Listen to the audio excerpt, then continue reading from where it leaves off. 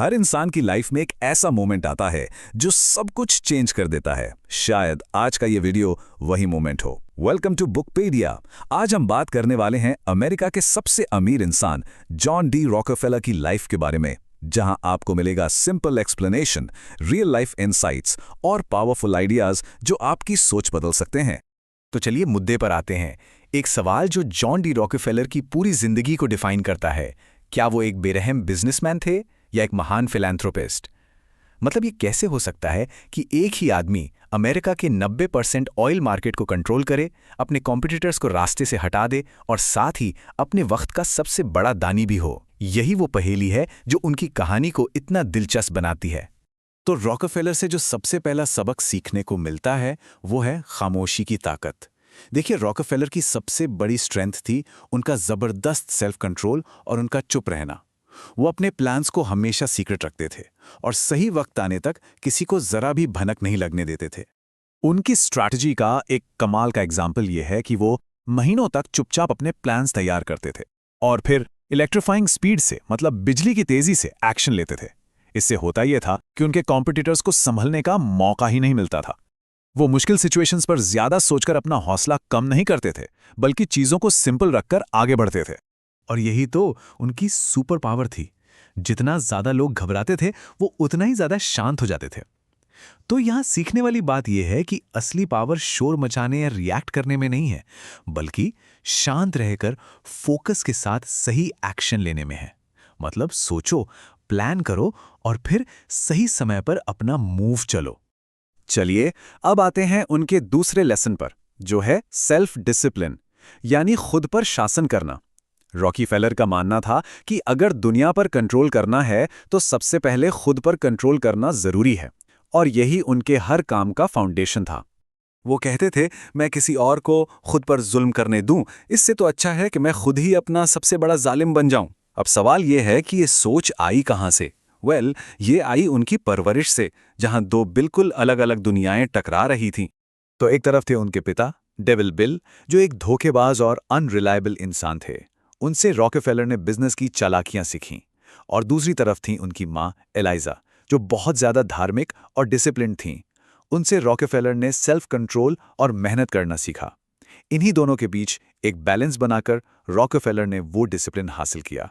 इसका सीधा सा मतलब है, बाहरी दुनिया को कंट्रोल करना है तो पहले अपनी अंदर की दुनिया को कंट्रोल करना सीखो। अब जरा उनके तीसरे लेसन पर नजर डालते हैं, the art of the deal.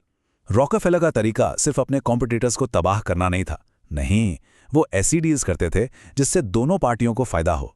हाँ, वो बात अलग है कि उनका फायदा हमेशा थोड़ा ज्यादा ही होता था।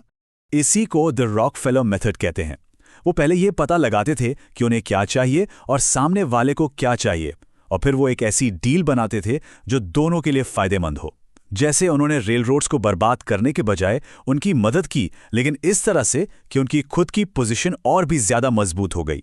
ये उनकी दूर की स्ट्रैटेजिक सोच को दिखाता है। ये जो कोट है ना, ये उनकी पूरी फिलॉसफी को बता देता है।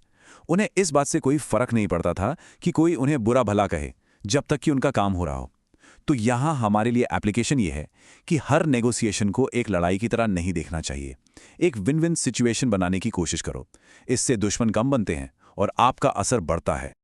और अब सबसे जरूरी बात, रॉकफेलर की जिंदगी का सबसे बड़ा सबक अब आने वाला है।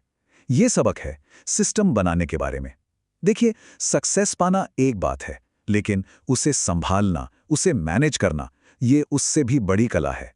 आपको जानकर हैरानी होगी कि बिजनेस में इतने डिसिप्लिन्ड होने के बाद भी रॉकफेलर की पर्सनल वेल्थ, मतलब उनकी निजी संपत्ति, पूरी तरह से एक मेस थी। उनका पोर्टफोलियो दर्जनों ऐसे इन्वेस्टमेंट से भरा था जिनकी कोई जांच पड़ताल नहीं हुई थी, और उनमें से कई तो फर्जी भी थे। उनके पास कोई सिस्टम ही नहीं था। फिर एंट्री होती है फ्रेडरिक टी गेट्स की, एक एक्सपर्ट जिसे उन्होंने हायर किया, और गेट्स ने आकर सब कुछ बदल दिया। उन्होंने सारे इन्वेस्टमेंट्स का ऑडिट किया, खराब इन्वेस्टमेंट्स और मैनेजर्स को बाहर निकाला और एक स्ट्रैटेजिक सिस्टम बनाया।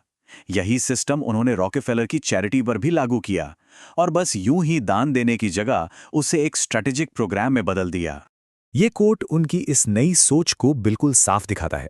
भिखारियों को भीख देने के बजाय उन वजहों को ही खत्म कर दो जिनसे भिखारी पैदा होते हैं।